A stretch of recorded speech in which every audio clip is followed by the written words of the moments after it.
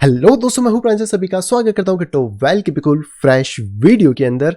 Crypto currency जिसके बारे में हम इस चैनल के ऊपर बात करते हैं और जिस फील्ड के अंदर आपको बहुत सारी फील्ड्स देखने को मिलती हैं, चाहे वेब3 हो, डीफाई हो, एनएफटी हो, और आने वाली जो पर्टिकुलर ट्रेंड्स है, चाहे हम उनकी बात करें जो कि डेक्सेस का है, एआई का है, बहुत सारी चीजें जो कि आने वाली है।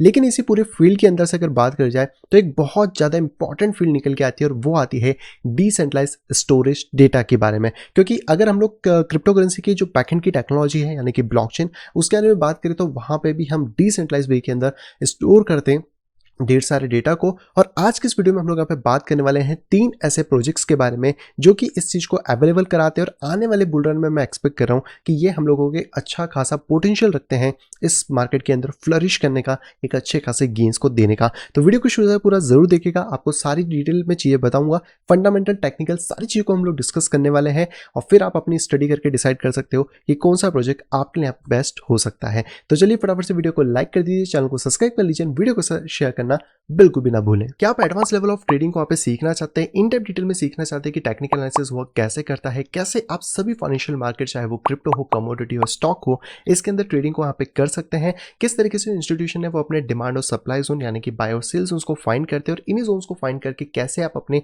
ट्रेड को इनिशिएट कर सकते हैं, कैसे अपने लॉसेस को मिनिमाइज कर सकते हैं, और कैसे अपने प्रॉफिट को यहाँ पे बढ़ा सकते हैं। अगर ये सारी चीजें आप सीखना चाहते हैं तो आप यहाँ पे ज्वाइन कर सकते हैं हमारे टेक्निकल एनालिसिस कोर्सेज के अंदर, जिसके लिए आपको जाना होगा cryptowealth.graphy.com के ऊपर। वहाँ जाके आप अपने लिए कोई भी कोर्स यहाँ पे सिलेक्ट कर सकते हैं, और यहाँ पे अलग अलग वैरायटी के कोर्स मिल जाएंगे जो आपके इंटरमीडिएट से लेकर एडवांस लेवल तक की सभी तरीके की नॉलेज को आपको बढ़ाने में हेल्प करेंगे। तो फिर देरी किस बात की, तुरंत जाइए, आपको लिंक मिल जाएगी डिस्क्रिप्शन के अंदर, जाके आप इसको ज्वाइन कर सकते हैं और अपनी नॉलेज को इंक्रीज करके एक फुल टाइम ट्रेडर यहाँ पे बन सकते हैं। सो ऑल राइट, सबसे पहले हम लोग यहाँ पे बात करते हैं। तो हमारा पहला प्रोजेक्ट है बेसिकली फाइलकॉइन, जिसके बारे में माइट भी आप लोग में से बहुत सारे लोग यहाँ पे जानते होंगे क्योंकि इसकी बहुत ज्यादा हाइप थी।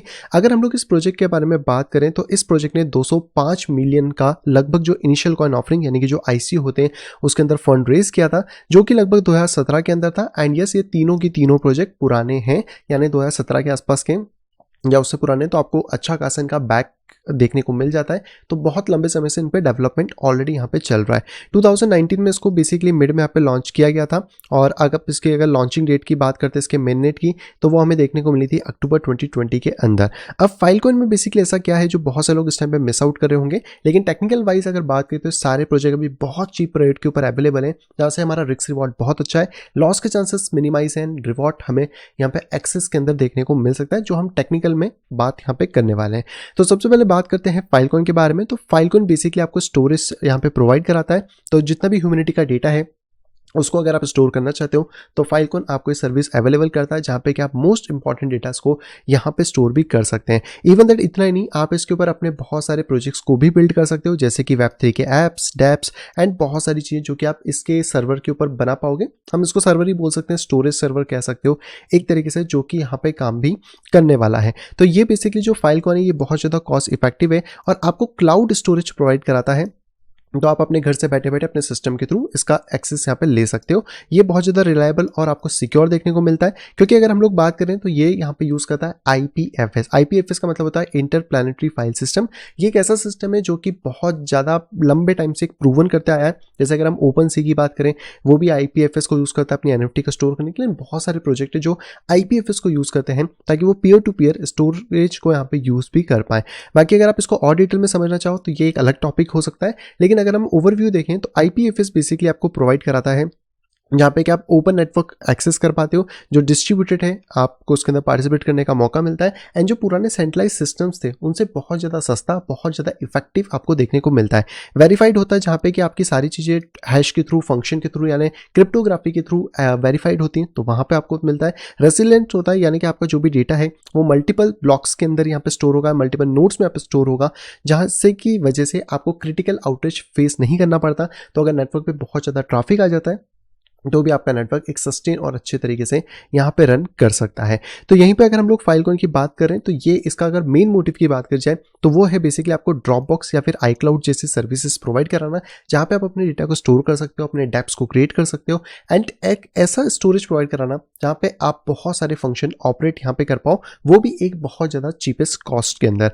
अगर मैं कुछ प्रोजेक्ट्स के कंपेरिजन की बात करूँ तो CoinGecko की तरफ से हमें एक डेटा देखने को मिलता है, जहाँ पे इसके कह सकते सर्वे में आप मान लो या फिर इनके स्टडी में ये चीज़ हमें पता पड़ी है कि जो डिसेंट्रलाइज हमारे पास प्रोजेक्ट्स हैं जैसे फाइलकॉन और बाकी जिसके बारे में हम बात करेंगे, वो 78% चीप पड़ते हैं सेंट्रलाइज स्टोरेज के मुकाबले। अगर आप देखोगे तो फाइलकॉन सबसे ज़्यादा सस्ता पड़ने वाला एक टोकन है जो कि 0.19 सेंट के आसपास हमें पड़ता है। देन सीआर टोकन आता है जो बहुत लंबे समय से मार्केट के अंदर है।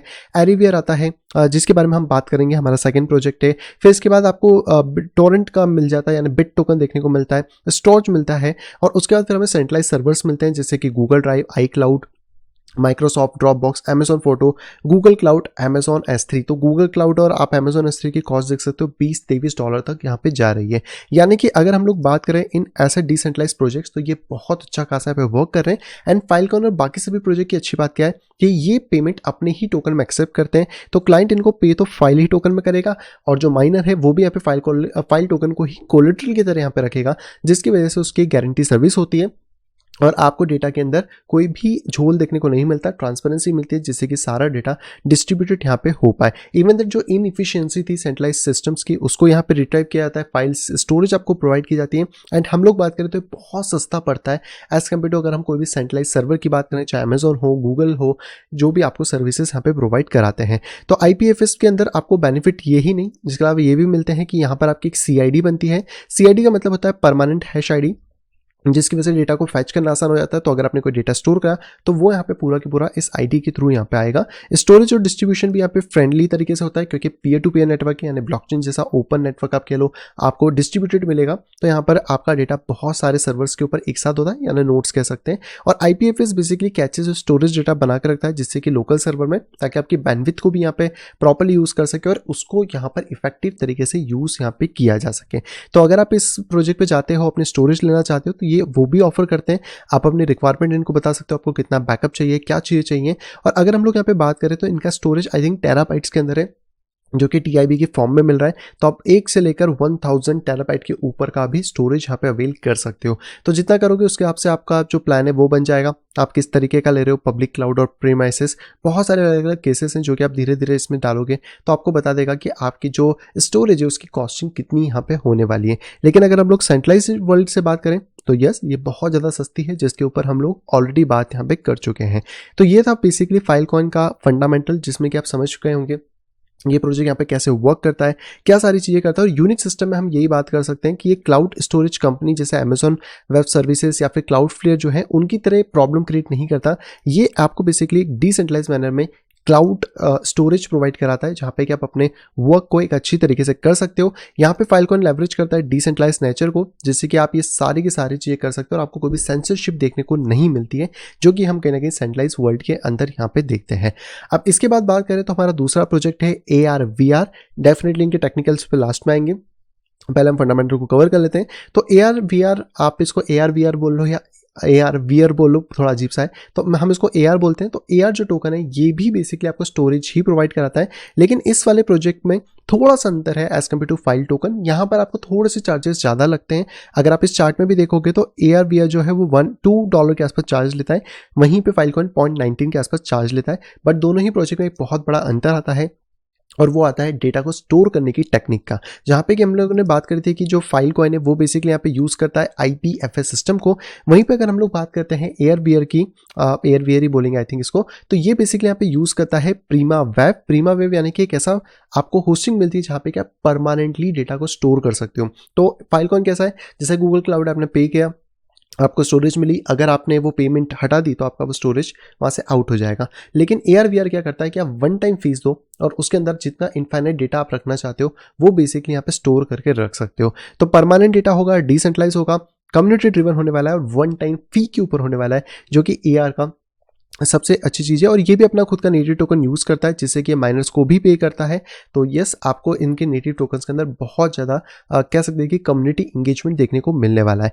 AR/VR में अगर बात करें तो जैसे मैंने बताया कि परमानेंट और डिसेंट्रलाइज डेटा देता है, बट क्योंकि ओपन लेजर है, मतलब आपको कह सकते हैं इनकी ब्लॉकचेन देखने को मिलती है, तो आपको ओपनली सारी चीज़ें देखने को मिलेगी। और ये बेसिकली डिस्कवर फेज से लेकर आपको फंडिंग फेज तक हेल्प करते हैं। तो अगर आप कोई प्रोजेक्ट इसके ऊपर बिल्ड करना चाहते हो एक अच्छा प्रोजेक्ट है AR/VR, जहाँ पे कि आप इस चीज़ को देख पाएंगे। तो यहाँ पे आप डिस्कवर कर सकते हो। यूज़ के बारे में बात करें तो आप फाइल फॉरएवर के लिए यूज़ कर सकते हो, आप होम पेजेस बना सकते हो, इवेंट, विकिपीडिया, इवन दैट आप इनकी चीज़ों को भी चेक कर पाओगे। अगर इनके क्लाइंट्स की बात करें तो मेटा और इंस्टाग्राम, जी हाँ, ये दोनों अपनी जो NFTs और बाकी सारा डेटा है वो AR/VR को यूज़ करके यहाँ पे रखते हैं। और वहीं पे अगर हम लोग कंपेयर करते हैं जहाँ पे कि हम लोग फाइलकॉइन के बारे में बात कर रहे थे कि फाइलकॉइन किस तरीके से वर्क करता है, तो इनके पास भी बड़े बड़े क्लाइंट्स ऑलरेडी हैं। और अगर इनकी हम लोग ट्रांजेक्शन्स की बात करें तो फाइलकॉइन में आपको 16.43 का EIB यानी एक्साबाइट आई थिंक इसको मिलता है। और कस्टमर के डेटा की बात करें तो पेटाबाइट्स के अंदर आ चुका है, जो कि बहुत बड़ा है। तो आप ये देख सकते हो कि 24 घंटे में कितना स्टोरेज यूज़ हुआ, क्या सारी चीज़ें हुई। हालांकि इसका डिटेल ग्राफ हम लोगों को किसी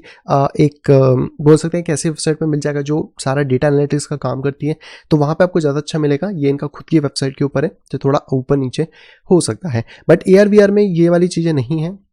यहाँ पे आपको डायरेक्टली कंपनीज हैं, इनके पास अभी फिलहाल में क्लाइंट्स थोड़े कम है, लेकिन इनकी जो स्टोरेज ऑफ कैपेसिटीज एंड बाकी चीज़ें वो बहुत ज़्यादा अच्छी हैं। क्योंकि अगर मैंने फेसबुक के ऊपर यानी मेटा के ऊपर अगर कोई पोस्ट डाली या इंस्टाग्राम के ऊपर कोई पोस्ट डाली जिसको मैं NFT बनाना चाहता हूँ, तो वो हमेशा इनके सर्वर पे रहने वाली है। अब ऐसा क्यों होता है? क्योंकि अगर हम लोग बात करें तो ये बेसिकली ब्लॉकचेन को यूज़ कर रहे हैं, ब्लॉक्स के अंदर डेटा को डायरेक्टली स्टोर कर रहे हैं। और वहीं पे जो फाइल कॉइन है वो बेसिकली IPFS के ऊपर डेटा स्टोर कर रहा है, जो कि एक तरीके से थर्ड पार्टी ही यहाँ पे हो जाता है। अब यहाँ पर आप बिल्ड कर सकते हो AR/VR के ऊपर बहुत सारी चीज़ें, जैसे कि आप होस्टिंग कर सकते हो, वेब UI बना सकते हो, डेटाबेस की क्यूरी कर सकते हो, डोमेन नेम को सर्व कर सकते हो, कंप्लीटली डिसेंट्रलाइजेशन वे के अंदर स्मार्ट कॉन्ट्रैक्ट लॉन्च कर सकते हो, डेटाबेस। और इवन दैट ये अपनी वीडियोस भी प्रोवाइड हैं। तो अगर आप यूट्यूब पे जाओगे तो आपको इससे रिलेटेड बहुत सारे वीडियोस का डेटा भी देखने को मिलेगा कि कैसे आप फुल स्टैक परमानेंट ऐप्स को डिजाइन कर सकते हो, जहाँ पे आप AR/VR, स्मार्टवेयर, Next.js जैसे प्रोजेक्ट को यूज यहाँ पे कर पाओगे। और वहीं पर हम लोग बात करें तो इसमें फंडिंग प्रोग्राम भी है। तो अगर आप इसके ऊपर कोई भी अपना प्रोजेक्ट बिल्ड करते हो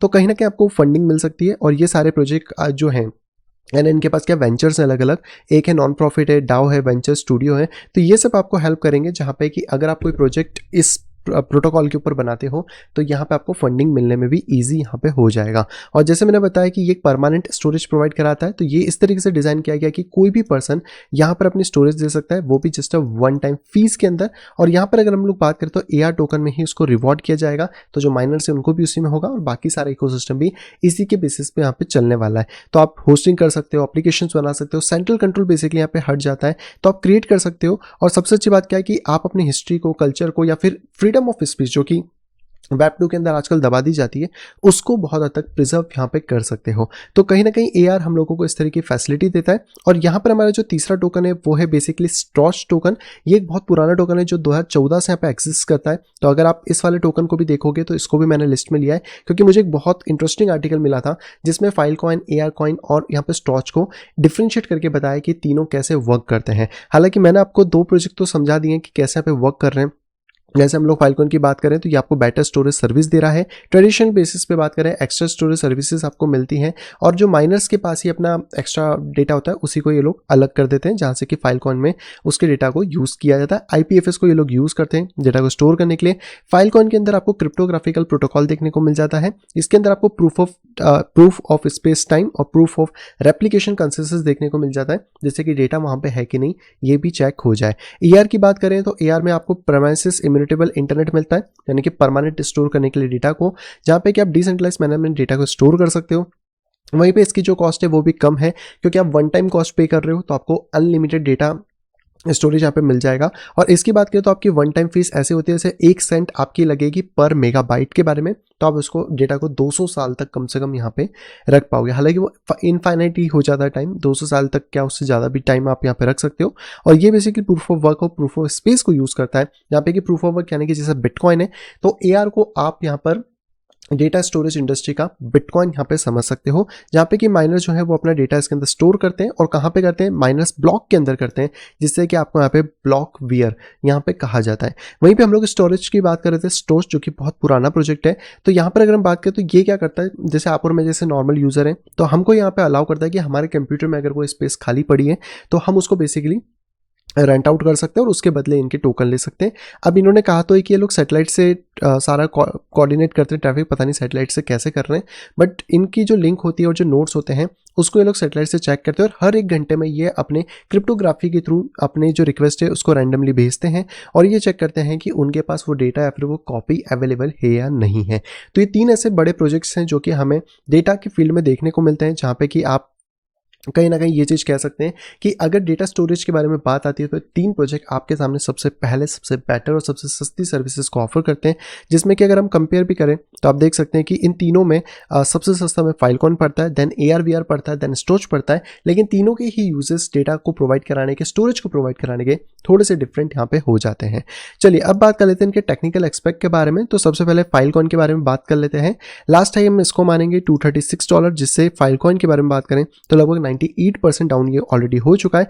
इस टाइम पे अगर आप प्लान आउट कर रहे हो फाइलकॉन के अंदर तो मेरे हिसाब से ये वाला सपोर्ट इसके लिए एक बेटर सपोर्ट है, बट ये चीज़ ध्यान रखें कि जितने भी टोकन हम बता रहे हैं सब में थोड़ा बहुत रिस्क रहने वाला है।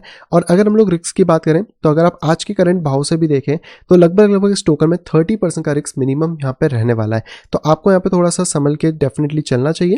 हालांकि देखो इससे नीचे भी टोकन जा सकता है, ऊपर भी जा सकता है, वो चीज़ें आपको इन डेप्थ टेक्निकल में ही पता पड़ पाएंगी। लेकिन अगर आप फाइलकॉन में इंटरेस्टेड हो तो आई थिंक 98% का ड्रॉप एक अच्छा ह्यूज ड्रॉप है, जहाँ पे कि आप फाइलकॉन के अंदर अपने इन्वेस्टमेंट को प्लान यहाँ पे कर सकते हो।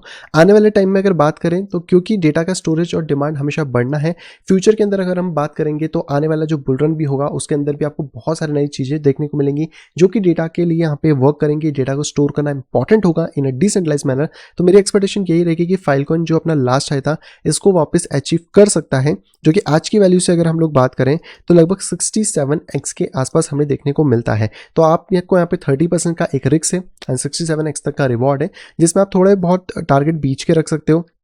लाइक एक $19 का आप अपना टारगेट देख सकते हो, $16 to $19, जो कि एक मिड टर्म टारगेट हो सकता है। उसके ऊपर अगर आप कोई टारगेट एज्यूम कर रहे हो तो ये टारगेट $53 एंड देन उसके बाद आप फिर 230, और अगर आपको एक मिड टारगेट चाहिए तो लगभग आप $121 के टारगेट्स को लेके चल सकते हो। यहाँ पर अगर हम लोग बात करें तो मार्केट के अंदर आप इस ट्रेंड लाइन को ड्रॉ कर सकते हो, जिससे आपको इसके ब्रेक होने पे नोटिफिकेशन मिल जाएगा।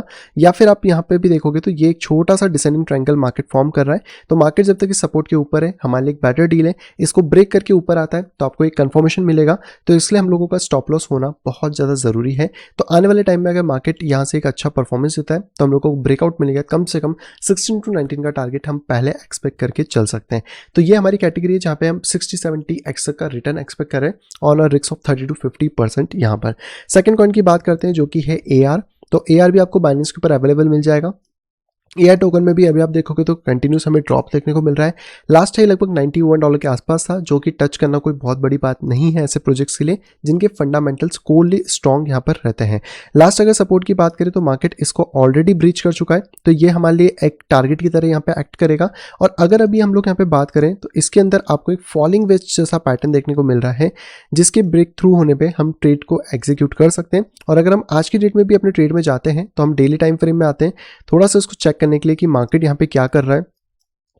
तो यहाँ पर आप एक चीज़ ऑब्जर्व कर पाएंगे कि मार्केट का ये जो बॉटम पॉइंट है इससे हमें एक करंट सपोर्ट देखने को मिल रहा है, जिसके ऊपर मार्केट थोड़ा आया है। हालांकि थोड़ा रिस्की सपोर्ट ज़रूर हो सकता है क्योंकि ये सपोर्ट थोड़ा सा बड़ा है जो कि अभी भी प्राइसेस को कैप्चर कर रहा है। लेकिन अगर आप इस वे से भी देखने की कोशिश करें और अगर आप इसको डायरेक्ट सपोर्ट से देखेंगे तो अभी प्राइस रेजिस्टेंस के आसपास यहाँ पे घूम रहा है, यानी कि आपको थोड़ा वेट करना चाहिए। प्राइस अगर एक बार ब्रेक कर जाए $4.8 के आसपास तो आप एंट्रीज के बारे में प्लान आउट कर सकते हो और फिर आप अपना स्टॉप 3.7 के आसपास रख के चल सकते हो। तो हम देखते हैं अगर ये थोड़ा और डिप लेता है तो लगभग इसके हिसाब से $3.3 के आसपास का डिप और हो सकता है। बट अगर यहाँ से ब्रेक थ्रू करता है, रिट्रेसमेंट करता है, तो हमें एक अच्छी अपॉर्चुनिटी मिलेगी बाइंग के बारे में, जिसमें अगर हम लोग इसके टारगेट को आज से भी कवर करने की कोशिश करें करंट प्राइसेस से तो लास्ट हाई इसका 19x के आसपास है और ये नया हाई बना सकता है क्योंकि अभी नया प्रोजेक्ट है जो कि इसी साइकिल में हमें देखने को मिला है। तो इसके ब्रेक थ्रू के बाद हमारे पास जो 2 टारगेट्स होंगे नियरेस्ट पॉसिबल, एक टारगेट हमारे पास जो है वो लगभग $7 और सेकंड टारगेट हम $12 के आसपास लेके चल सकते हैं after the break of this level. तो एकदम जल्दबाजी करने की जरूरत नहीं है, आप अच्छे से स्टडी करो चार्ट्स को, उसके बाद घुसो। देन आप 23 का टारगेट देख सकते हो एंड लास्ट $39 to $40 का टारगेट है एंड लास्ट टारगेट हम लोग $90 पे रख कर चलेंगे। उसके अलावा अगर कुछ रहता है तो इन फ्यूचर हम लोग इसको देख सकते हैं। इसके बाद हम लोग बात करते हैं हमारे लास्ट टोकन जो कि स्टॉच। ये भी आपको बाइनेंस के ऊपर अवेलेबल देखने को मिल जाएगा। अगर इसके भी हम लोग वीकली चार्ट के अंदर आते हैं तो आप ये चीज़ ऑब्वियसली यहाँ पे देख पाएंगे कि इसका जो लास्ट वाला सपोर्टिव जोन था उसके आसपास ही प्राइस यहाँ पे घूम रहा है। अब ये थोड़ा ऊपर नीचे आप कर सकते हो अकॉर्डिंग टू द नीड, और अगर आपको इसको नहीं भी करना है तो आप यहाँ से अपनी ट्रेंड लाइन्स को लगा के देख सकते हो कि मार्केट यहाँ पे किस तरीके से फॉर्म हो रहा है, जैसे कि यहाँ पर और इस पॉइंट पे जहाँ पे कि मार्केट एक बार फेक आउट करके आया है और दूसरी बार इसको ब्रेक करने की कोशिश कर रहा है। तो अगर हमें यहाँ पे ऊपर की तरफ कंफर्मेशन मिलता है तो इसके अंदर जो अभी हमें रिस्क देखने को मिलेगा वो अराउंड 38% से लेकर 50% के आसपास है। एंड अगर हम रिवॉर्ड की बात करें इसके लास्ट हाई तक तो 12x का हमें देखने को मिलने वाला है। यानी कि तीनों के तीनों जो प्रोजेक्ट्स हैं वो हमें बहुत ही ज़्यादा प्रॉमिसिंग दिख रहे हैं। फंडामेंटल वाइज तो अच्छे ही हैं, इसके साथ बात करें तो कहीं ना कहीं टेक्निकल वाइज में हमारे पास एक अच्छा रिस्क और रिवॉर्ड भी यहाँ पे देखने को मिल रहा है जो कि हम इन प्रोजेक्ट से एक्सपेक्ट कर सकते हैं। तो ये थे वो 3 प्रोजेक्ट जो कि हम लोग यहाँ पे वर्क कर रहे हैं। लेकिन इसमें मैं एक और प्रोजेक्ट को इंक्लूड करना चाहूँगा, वो है बेसिकली GRT, क्योंकि GRT को आप यहाँ पे नहीं भूल सकते अगर आप इन प्रोजेक्ट्स के बारे में बात कर रहे हो। मैं ऑलरेडी यहाँ पे कुछ प्लान कर रहा हूँ अपनी बाइंग लेवल्स के लिए, बट जैसे भी मैंने अपनी लाइव सेशन में भी बताया था कि GRT अगर इन लेवल्स के आसपास आता है तो आप ये मान सकते हो, या फिर आज के प्राइस से भी अगर हम लोग बात करते हैं GRT में तो वो लगभग हमें 40% से 50% का रिस्क एंड लगभग लास्ट टारगेट बात करें तो 34x का रिटर्न यहाँ पे मिल सकता है। अब मैंने इनके बीच में GRT को क्यों घुसाया है, अगर हम उसकी बात करें तो उसका जवाब आपको AR/VR में देखने को मिलेगा। आई थिंक मैंने अभी इसको थोड़ी देर पहले यहाँ पे देखा था कि ये अपनी जो डेटा है उसको बेसिकली जो क्यूरीज है उनको फैच ये GRT से करवा रहा है, यानी कि जो ग्राफ की जो प्रोटोकॉल्स हैं वो बेसिकली आपको यहाँ पर फैच करते हुए मिलते हैं, जिसकी वजह से आप ये बोल सकते हैं कि GRT इसके अंदर भी एक इंपॉर्टेंट रोल प्ले करेगा। और GRT भी कहीं ना कहीं डेटा को स्टोर तो नहीं करता पर डेटा को इंडेक्स करने का काम बहुत अच्छे से करता है, जहाँ पे कि आपको ये सारी चीज़ें देखने को मिल जाती हैं। आई थिंक ये इस पॉइंट पे खुल जाए तो मैं आपको दिखा देता हूँ। लेकिन यहाँ पर ये कुछ प्रोजेक्ट्स हैं जो कि आपको डेटा के अंदर काम कर रहे हैं, यानी कि डेटा स्टोरेज की सर्विसेज प्रोवाइड करा रहे हैं। और अगर आप ऐसे प्रोजेक्ट्स के अंदर इंटरेस्टेड हो, इन फ्यूचर आपको लगता है कि इसका मार्केट प्लेस बहुत ज़्यादा बढ़ेगा, क्योंकि अमेजॉन वेब सर्विस आप खुद जानते हो कि आज कितना बड़ा बिजनेस है, जो कि कहीं ना कहीं हम बोल सकते हैं कि अमेजोन को एक बहुत अच्छा धंधा ला के देता है, अच्छा खासा प्रॉफिट, अच्छा खासे कस्टमर्स ला के देता है, और वो सारी चीज़ें हमें यहाँ पे देखने को मिल जाती हैं। बाकी इसके कॉन्ट्रीब्यूशंस को आप चाहो तो इसकी वेबसाइट पे जाके देख सकते हो, फंडामेंटल्स को थोड़ा और चेक कर सकते हो। मैं जितने इसके फंडामेंटल्स और बाकी सारी चीज़ें चेक कर पाया हूँ मैंने आपके साथ इस वीडियो में शेयर करी है। तो फंडामेंटल टेक्निकल मैंने आपके साथ शेयर कर दिए, आप भी जाके स्टडी करो, पता करो कि प्रोजेक्ट्स क्या है और आने वाले टाइम के अंदर क्या ये धूम यहाँ पे मार्केट में मचा सकते हैं। आई होप दोस्तों आप सभी को यहाँ पे पसंद आई होगी। दोस्तों अगर वीडियो को पसंद तो प्लीज वीडियो को लाइक करेगा। अगर अभी तक आपने चैनल अपने फैमिली या फ्रेंड के साथ शेयर नहीं किया है तो तुरंत जाए शेयर करें, ताकि वो लोग भी क्रिप्टो के मार्केट से डेली यहाँ पे अपडेटेड रह सके। और अगर आप आए फर्स्ट टाइम इस चैनल के ऊपर, तुरंत जाए चैनल को करिए सब्सक्राइब, नीचे दिए नोटिफिकेशन बेल को दबा के क्लिक करें ऑल के ऊपर, ताकि मेरे आने वाली सभी वीडियो की इन्फॉर्मेशन प्रॉपर टाइम पे पा सकें। तो मैं मिलता आपसे कुछ इंटरेस्टिंग वीडियो के साथ, तब तक have a great day and bye bye.